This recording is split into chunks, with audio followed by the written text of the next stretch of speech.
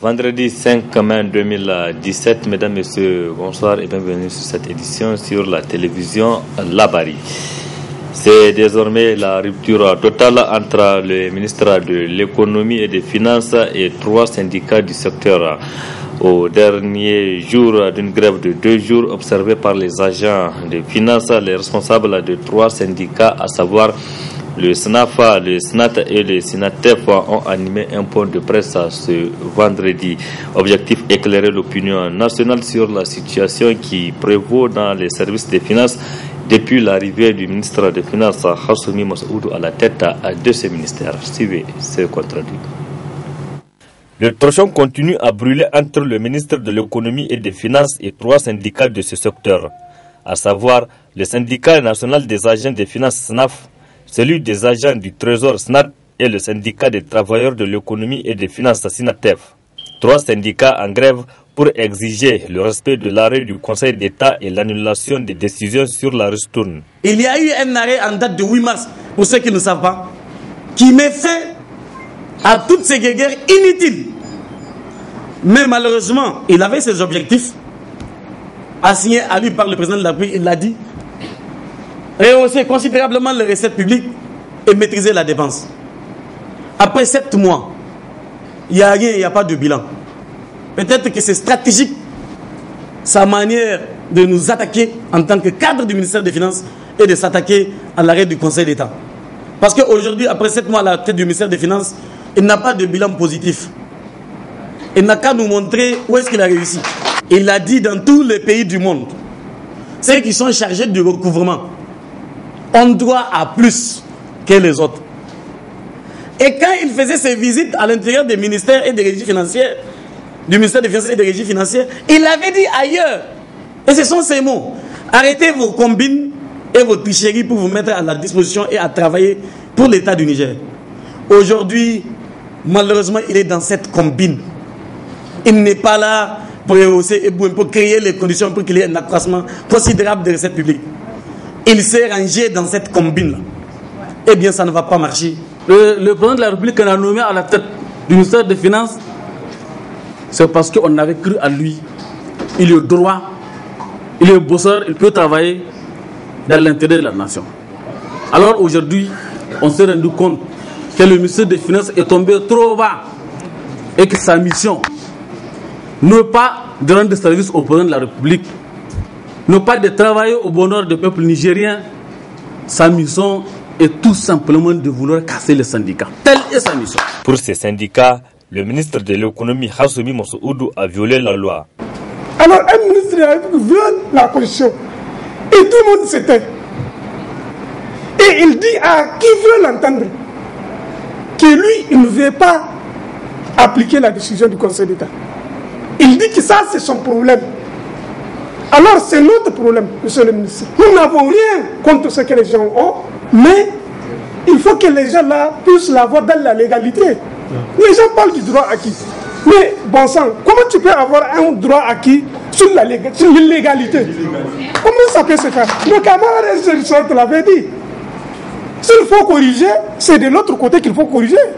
Il vient nous faire une proposition, soit disant, allez regarder d'autres... Non, s'il vous plaît, c'est pas sérieux. Qu'est-ce qu'il nous a donné pour qu'il nous prouve qu'il serait dans ce qu'il nous avait dit?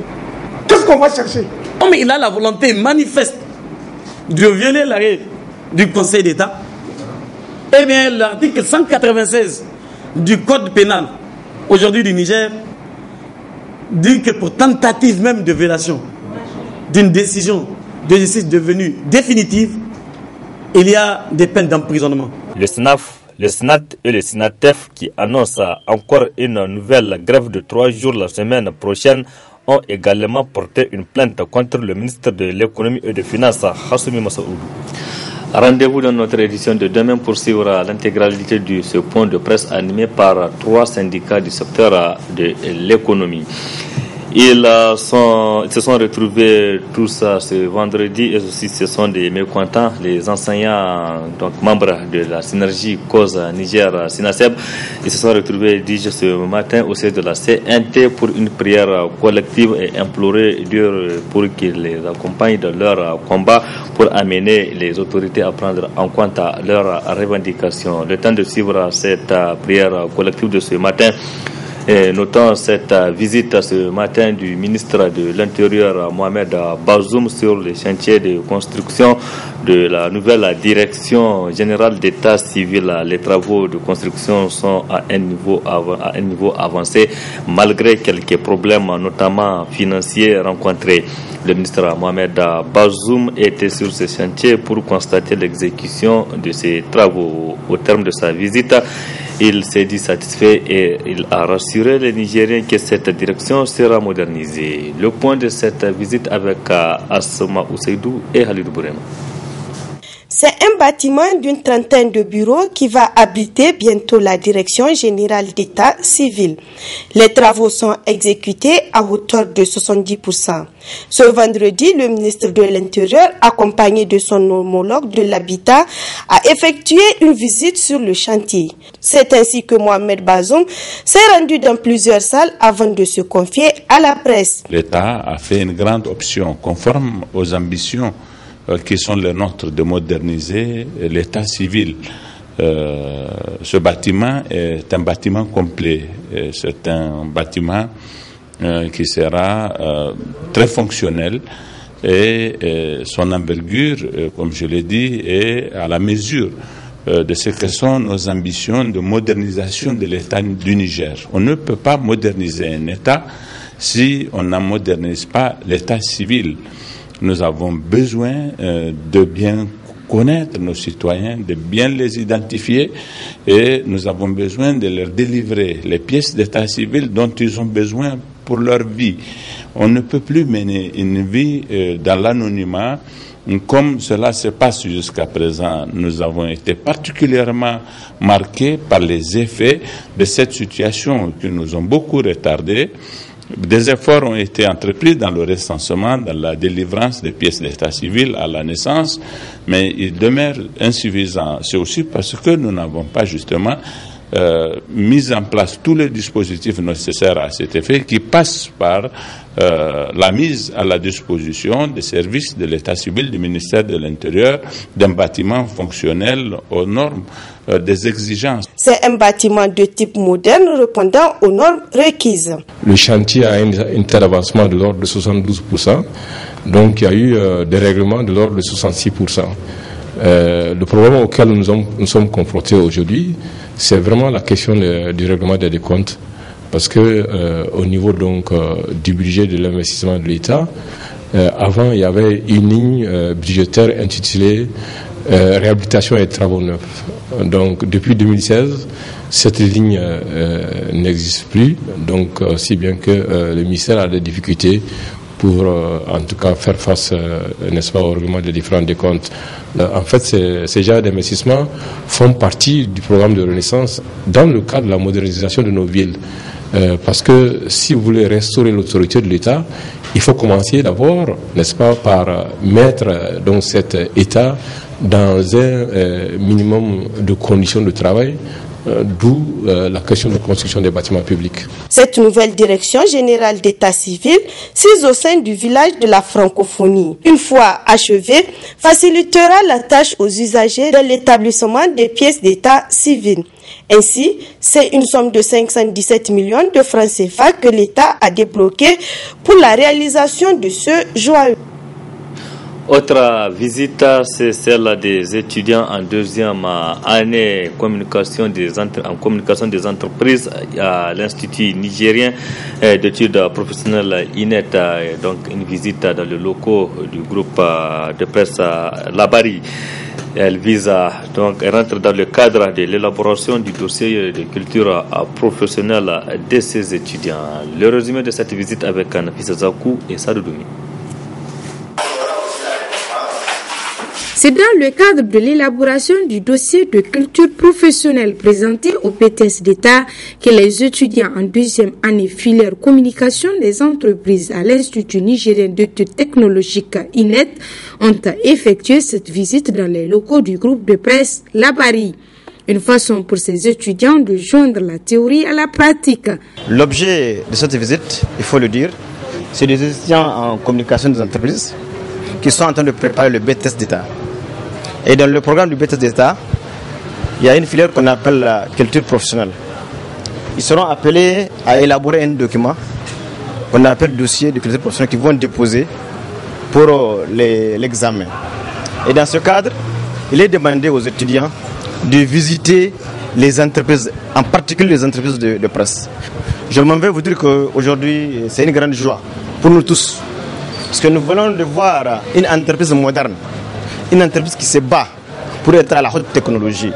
Parce que nous avons constaté ça et là, que c'est des professionnels qui se battent pour nous donner l'information. Les étudiants ne cachent pas leur joie après cette visite. On a tout visité, on a eu à tout voir.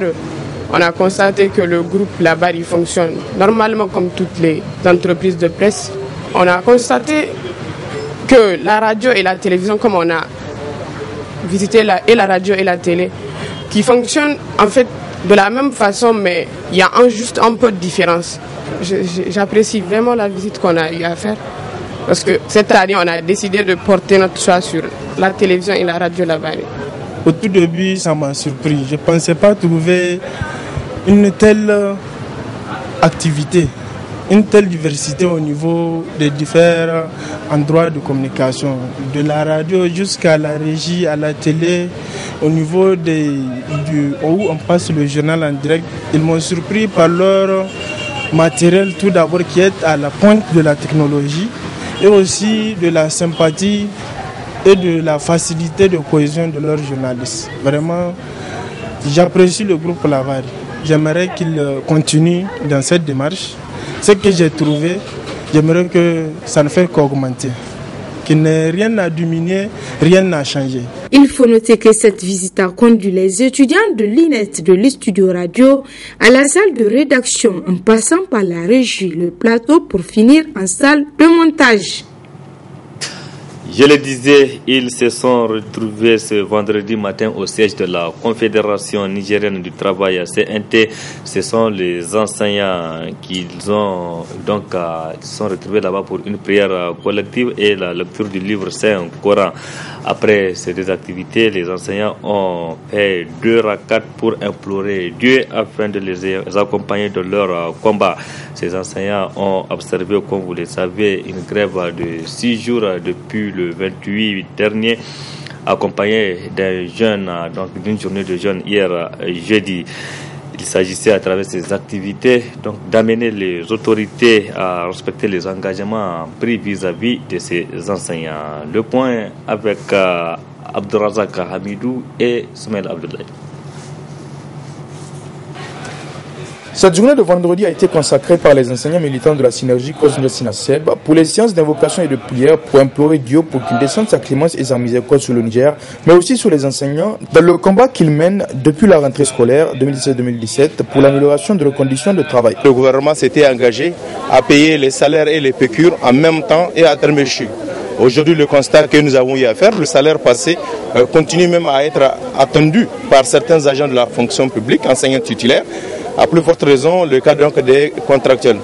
La grille salariale qui nous a été promise par le gouvernement n'a pas encore vu son jour d'exécution. Les recrutements au titre des années 2012, 2013, 2014 ne sont toujours pas effectués. Nos camarades du secondaire ayant les matricules au titre de l'année 2014 jusqu'à présent, 9 mois après, n'ont pas encore les salaires. Les abus, intimidations de toutes sortes dont sont victimes les camarades enseignantes et enseignants continuent à être exécutés. L'engagement pris par le gouvernement qui consiste donc à octroyer 2 nouveaux postes de mandataires aux camarades n'a pas encore été honoré.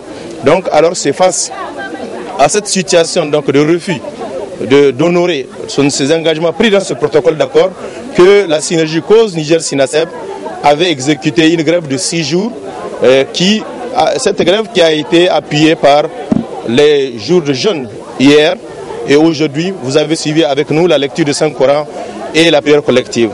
Ainsi, après la lecture du Saint-Coran, les enseignants ont prié collectivement dans la cour de la CNT.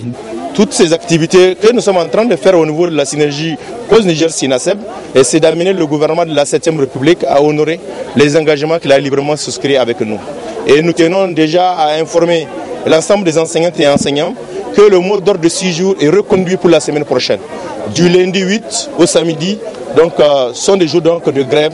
Toute la semaine prochaine, du lundi au samedi, donc nous appelons l'ensemble des enseignantes et enseignants à observer ces jours donc, de grève.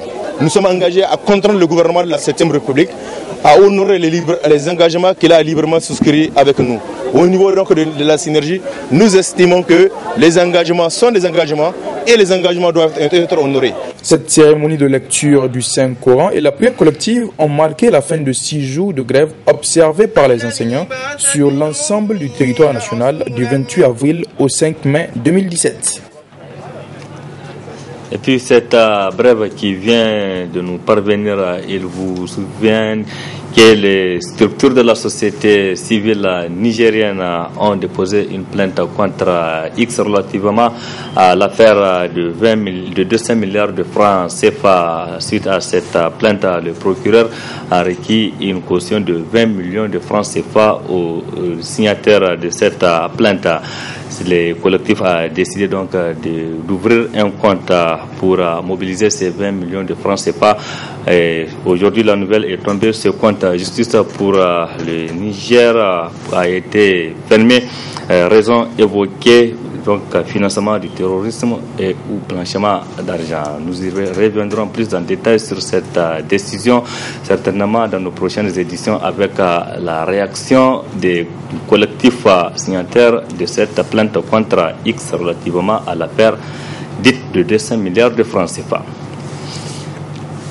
L'association des sages-femmes du Niger, à l'instar de celles des autres du monde, a célébré aujourd'hui la journée internationale des sages-femmes.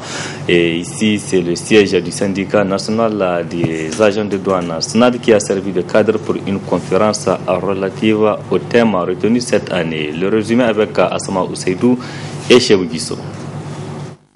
Sages-femmes, mère et famille, partenaires pour la vie. C'est le thème retenu pour cette année pour la célébration ce 5 mai de la journée des sages-femmes. Occasion de découvrir ce métier et de rendre hommage à celles-là qui assistent les femmes, notamment au moment de l'accouchement. Au Niger, une sage-femme est le professionnel de la santé, de la mère et de la famille en tant que premier recours.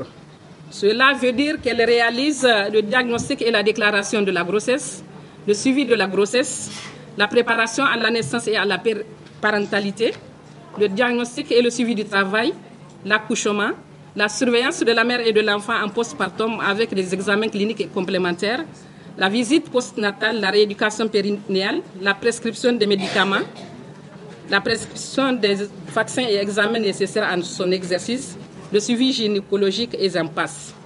Le thème de cette année est Sage-femme, mère et famille, partenaires pour la vie.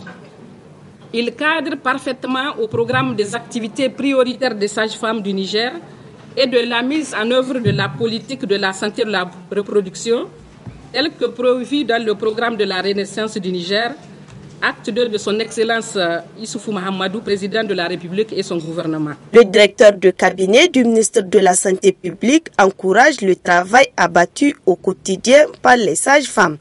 En effet, la sage-femme est mère avec toutes les responsabilités maternelles dans la vie de la mère, avec toutes les responsabilités maternelles dans la vie de l'enfant. C'est dire que ces professionnels constituent un important maillon dans notre communauté. Et cette journée met en lumière ces travailleurs de l'ombre ainsi que leur rôle crucial dans la réduction de la mortalité maternelle et néonatale.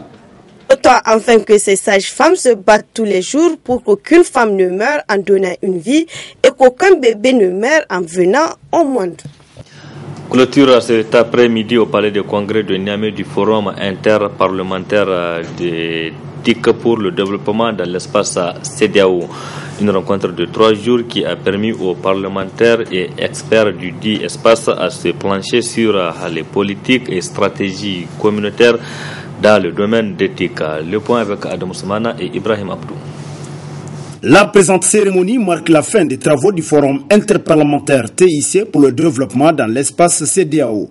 Une rencontre qui a vu la remise des prix pour le concours de l'innovation, mais aussi et surtout l'adoption de plusieurs résolutions, recommandations ainsi qu'un communiqué final. Les instruments juridiques existants, aussi bien au niveau de la CEDEAO, de l'UEMOA, de l'Union africaine qu'aux autres instances en matière d'éthique.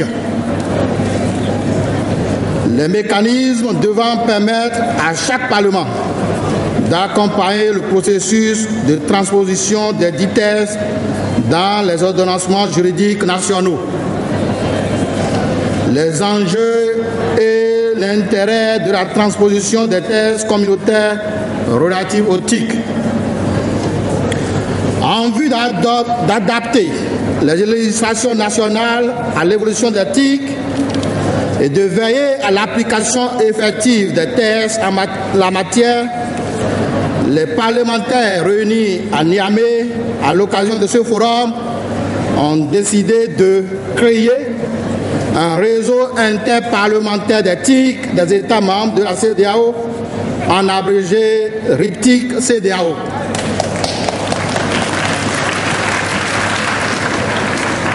De mettre en place un comité ad hoc chargé de piloter et de coordonner les activités du réseau interparlementaire TIC de la CEDEAO, d'instituer un forum annuel RIPTIC CEDEAO. Les parlementaires recommandent aux parlements nationaux de faciliter la mise en place et le fonctionnement des réseaux parlementaires des TIC, aux États membres de la CEDEAO d'accélérer le processus de transposition des textes communautaires, notamment sur les TIC pour ceux qui ne l'ont pas encore fait. Procédant à la clôture officielle de ces assises, le président de l'Assemblée nationale s'est naturellement réjoui des résultats du forum, tout en interpellant les pays membres de la CEDEAO, à travers leurs parlementaires, à transposer la législation communautaire sur les TIC, dont l'importance n'est plus à démontrer pour le développement d'un pays. Il ne s'agit plus de laisser le numérique à quelques initiés, mais d'en faire un outil au service de toutes les activités humaines. Il y a notamment un secteur où les TIC peuvent nous permettre de prendre un important raccourci. C'est celui de la banque et de la finance où les possibilités du smartphone semblent inépuisables. Nous devons nous en servir à souhait pour contribuer à intégrer le monde rural et l'économie informelle au secteur financier moderne.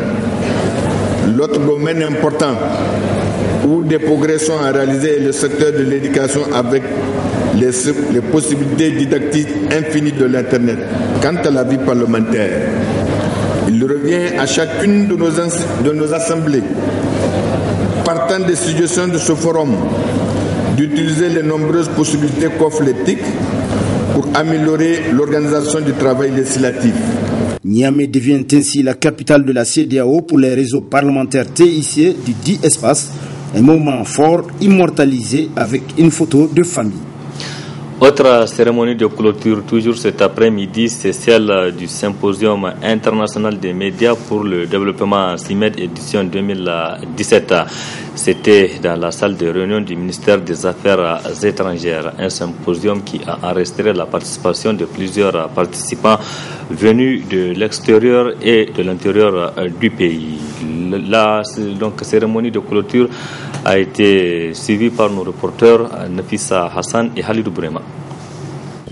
Après 3 jours de fructueux échanges, les hommes de médias et acteurs de la société civile de l'espace UEMOA arrivent ainsi au terme de leur symposium. Une rencontre qui a vu l'adoption de plusieurs résolutions et recommandations. La seconde édition du Symposium international des médias sur le développement durable pour l'atteinte des ODD à l'horizon 2030, CIMED, s'est tenue du 3 au 5 mai 2017 à Niamey, a recommandé aux chefs d'État et de gouvernement des pays membres de l'UEMOA une forte mobilisation autour des ODD à travers des engagements politiques forts et une intégration des ODD dans les politiques nationales de développement.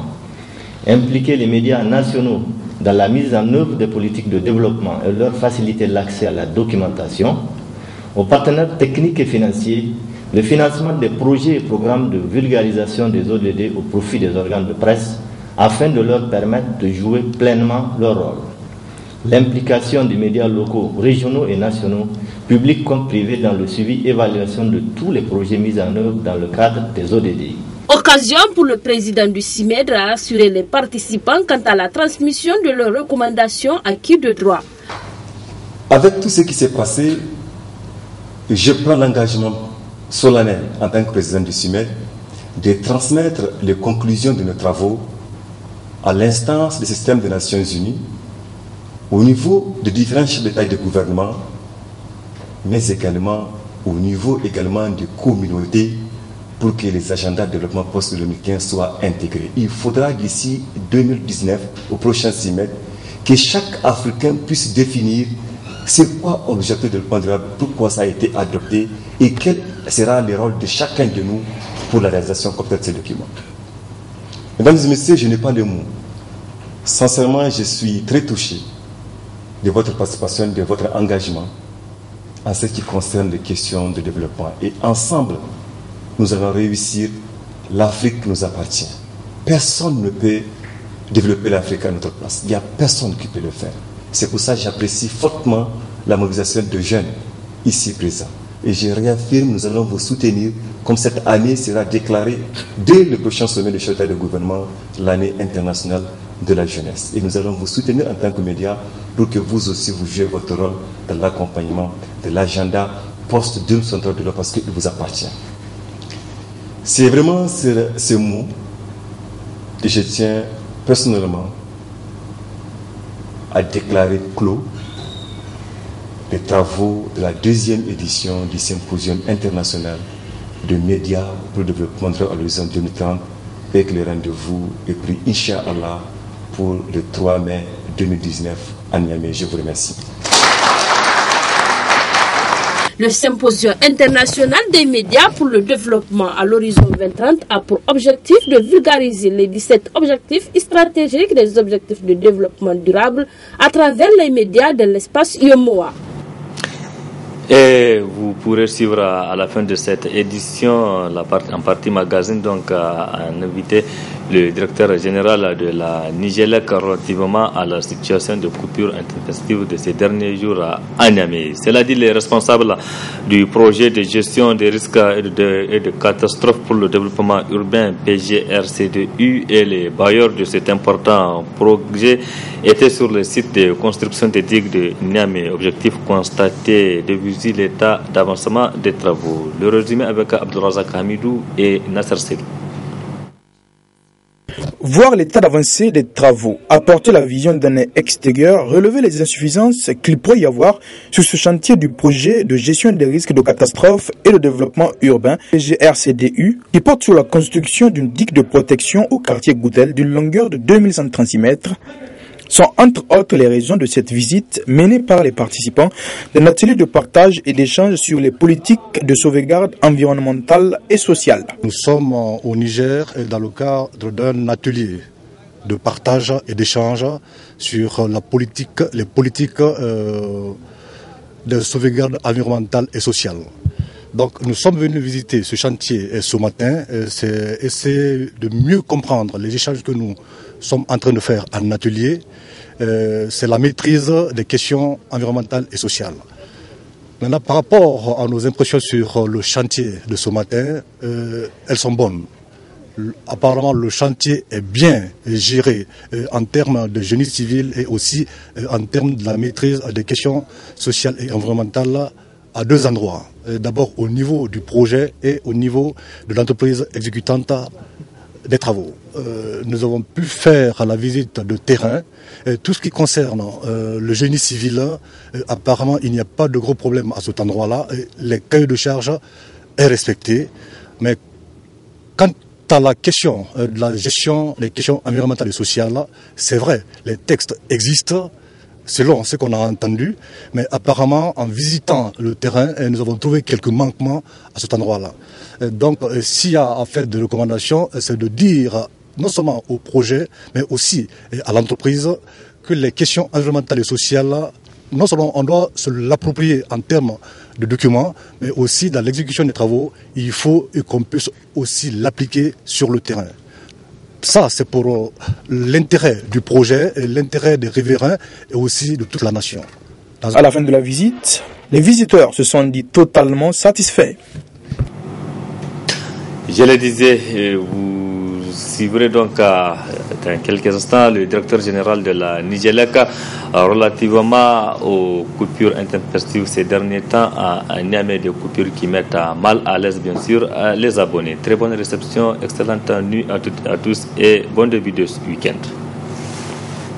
Donc, bonsoir, monsieur le directeur général, et merci de nous recevoir ce soir.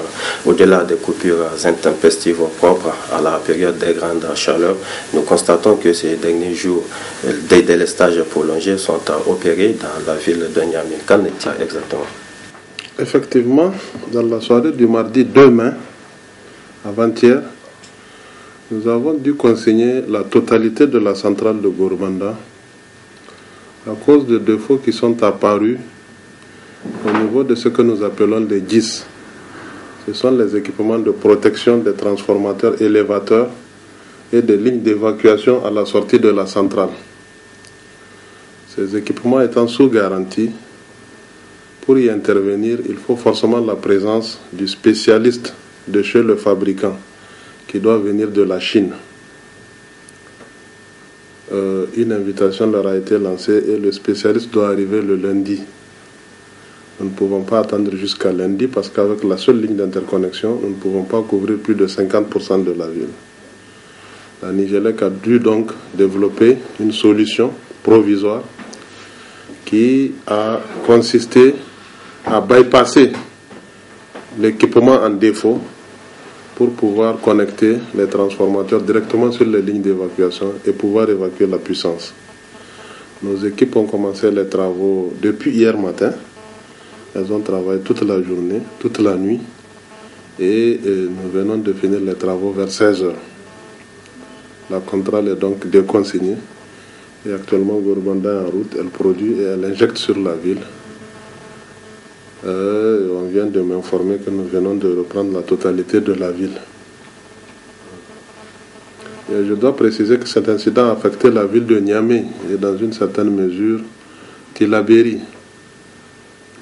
Les lignes d'interconnexion étant disponibles, toutes les autres localités ont fonctionné relativement normalement.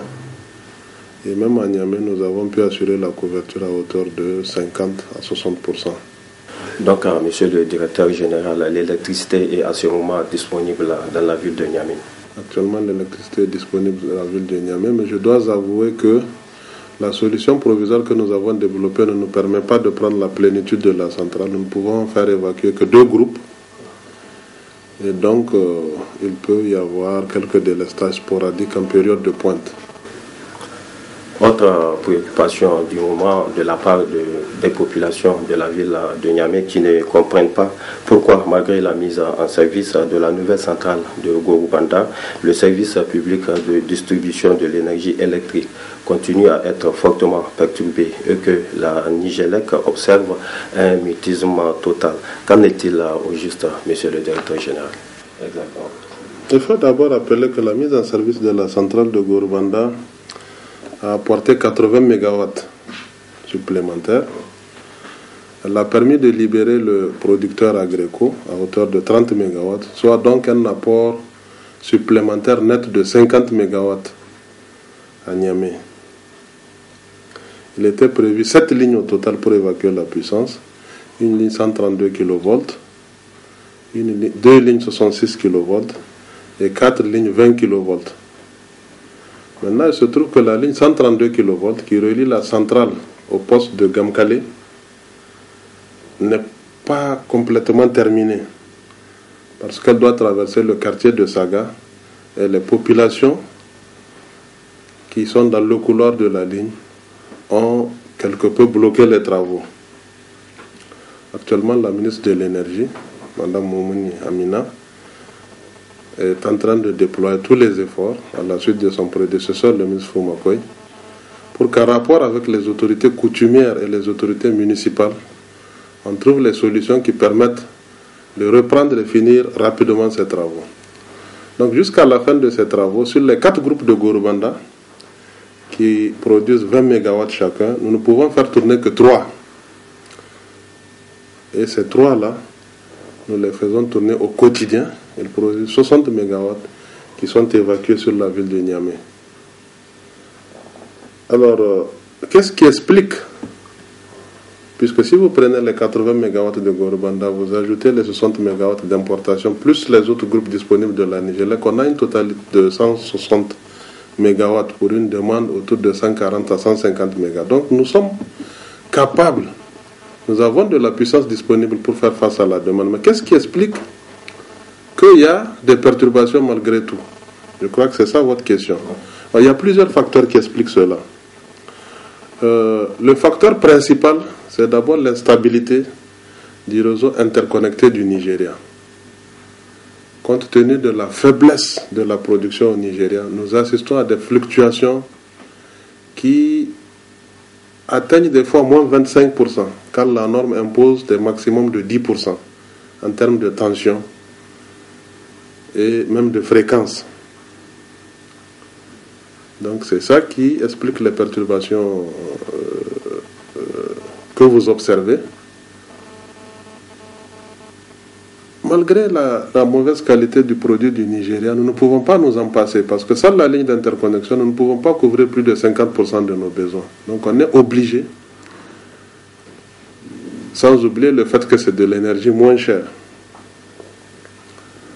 Devrons-nous, vous avez parlé de mutisme, devrons-nous chaque jour intervenir sur nos médias pour critiquer nos homologues du Niger? Nous avons une religion.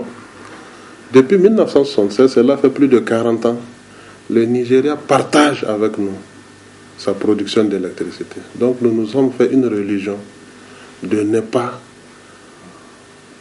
permettre de critiquer à longueur de journée nos homologues du Nigeria dont nous connaissons les difficultés.